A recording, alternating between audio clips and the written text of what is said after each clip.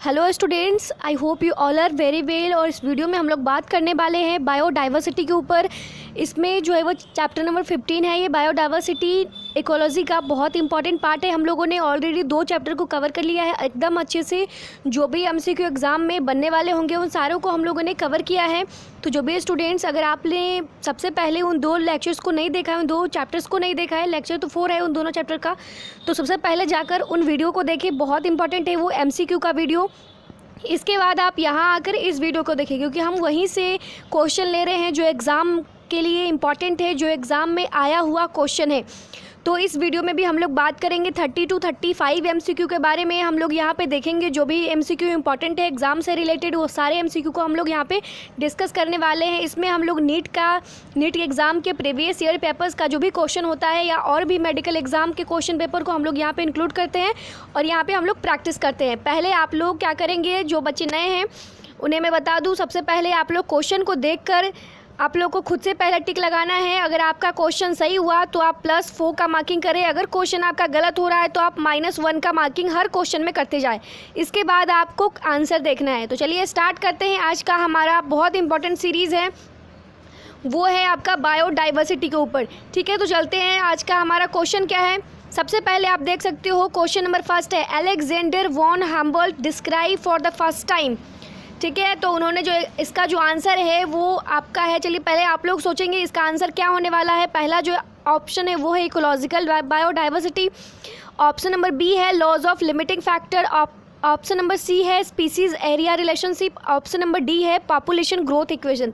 तो इसका जो आंसर होगा, उसका जो आंसर है वो है सी। ठीक है, Alexander von Humboldt describe for the first time. तो उन्होंने किसके बारे में डिस्क्राइब किया, स्पीसीज एरिया रिलेशनशिप का। इसके बाद चलते हैं क्वेश्चन नंबर 2 की तरफ। क्वेश्चन नंबर 2 में है, which one of the following is related to ex situ conservation of threatened animals and plants. इसमें से कौन जो है वो रिलेटेड है एक्स सेतु कंजर्वेशन से।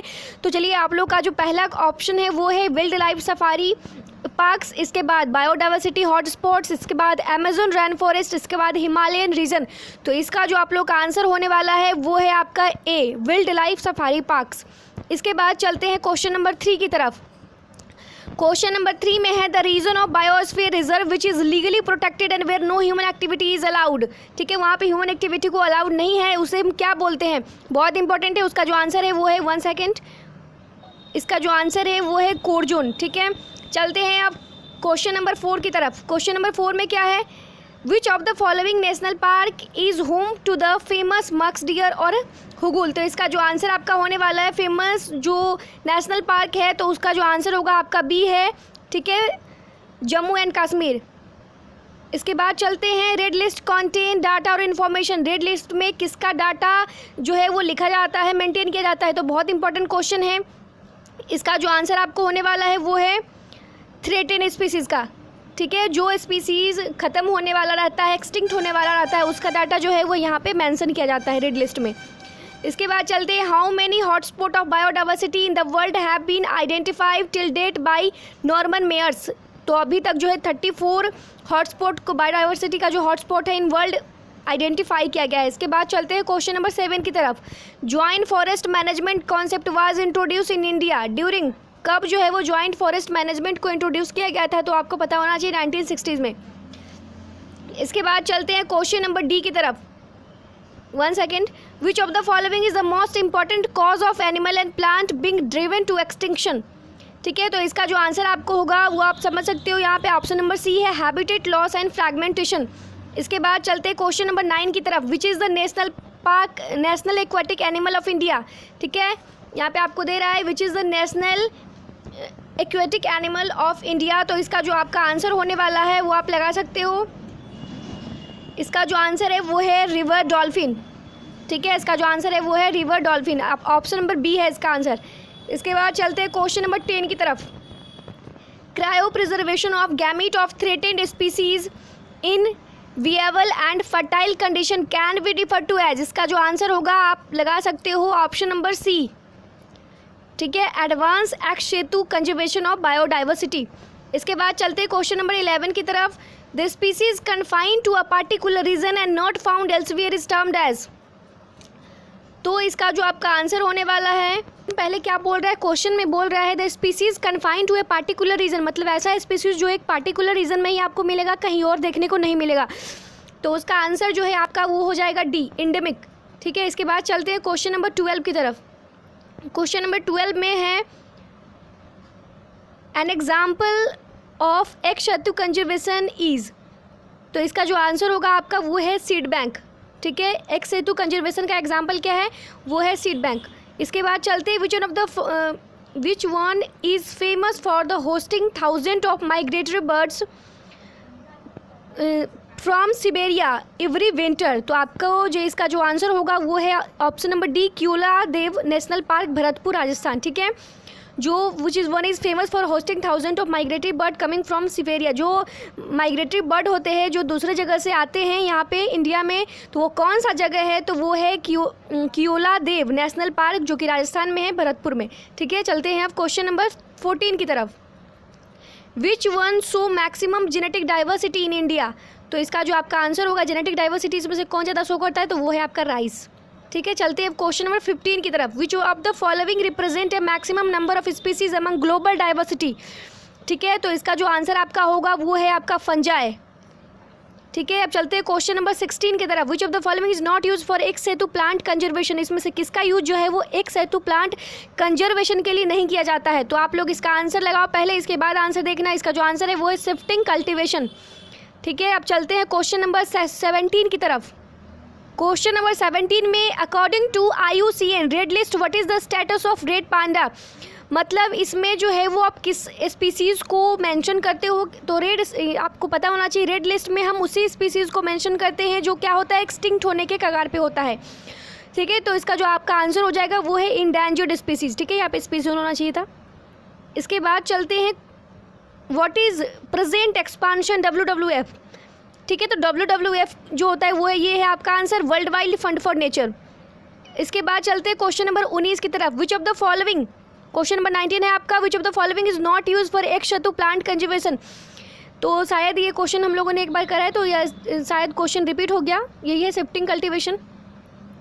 चलते हैं अब क्वेश्चन नंबर 20 की तरफ। Prolonged liberation.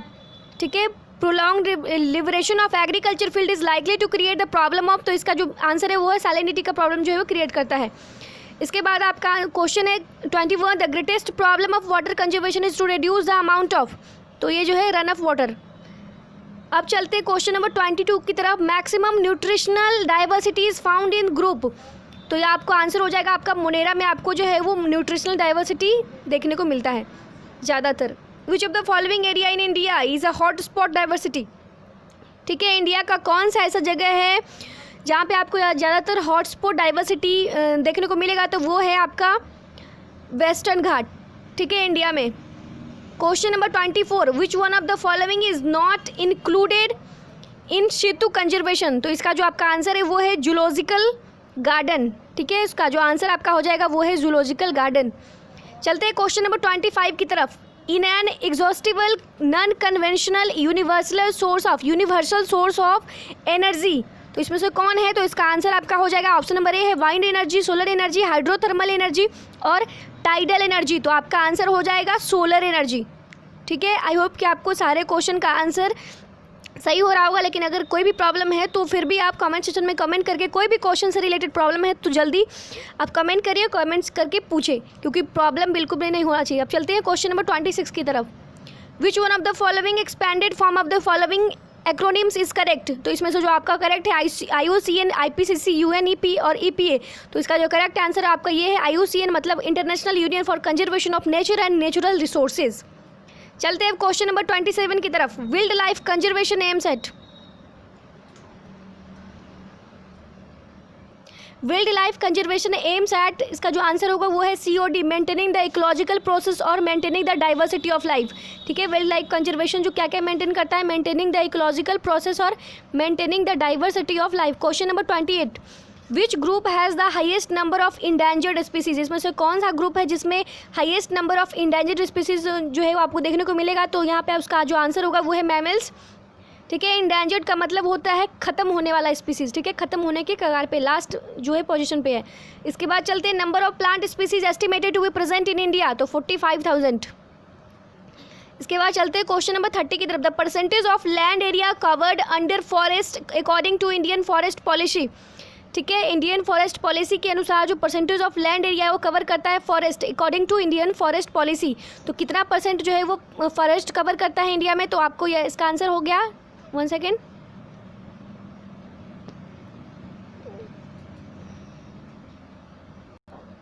वो है 23% जो है वो कवर करता है 23%। इसके बाद चलते हैं question number 31। Simile Pal is, ये क्या है, तो ये है बायोस्फीयर रिजर्व। इसके बाद चलते हैं question number 32। Evil quarter is related with, किससे रिलेटेड है इविल क्वार्टर, तो आपको पता होना चाहिए इसका आंसर। इविल क्वार्टर किससे रिलेटेड है, तो लॉस ऑफ बायोडाइवर्सिटी। इसका जो आंसर होगा वो है लॉस ऑफ बायोडाइवर्सिटी। इसके बाद चलते हैं क्वेश्चन नंबर 33 की तरफ। Species listed in red data book are, तो इन सारे स्पीसीज़ को रेड डाटा बुक में जो है वो क्या किया जाता है, लिस्टेड किया जाता है तीनों स्पीसीज़ को, वेल्यूनरेबल, थ्रेटेंड, एंडेंजर्ड, ये तीनों को।